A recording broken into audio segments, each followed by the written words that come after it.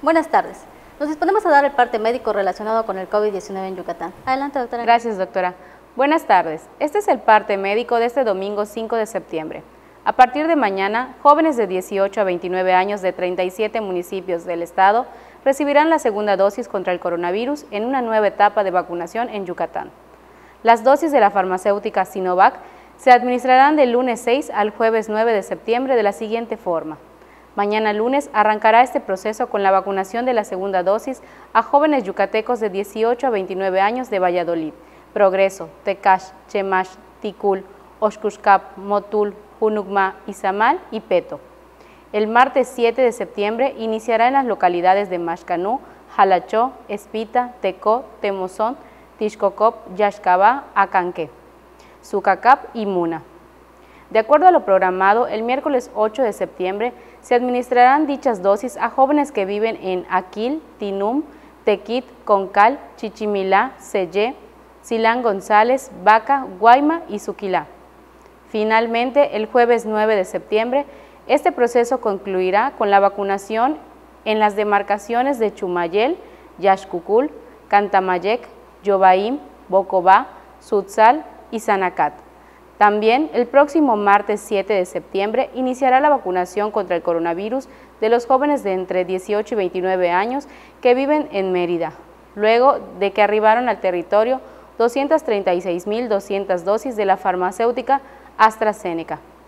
Los invitamos a vacunarse sin temor para proteger nuestra salud y la de nuestras familias. Estamos trabajando de manera conjunta el Gobierno del Estado, la Secretaría de Bienestar y las Fuerzas Armadas.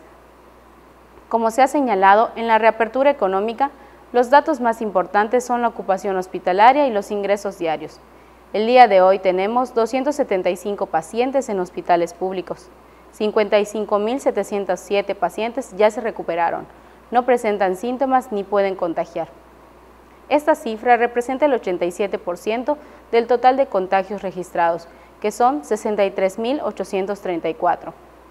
Hoy se detectaron 286 nuevos contagios de coronavirus, 252 en Mérida, 5 en Ticul y Valladolid, 4 en Canacín, 3 en Tizimín, 2 en Cuncunul, Izamal y Umam, 1 en Acanque, Celestún, Concal, Junucma, Maxcanú, Motul, Peto, Tecal de Venegas, Tecash, Tinum y 1 foráneo.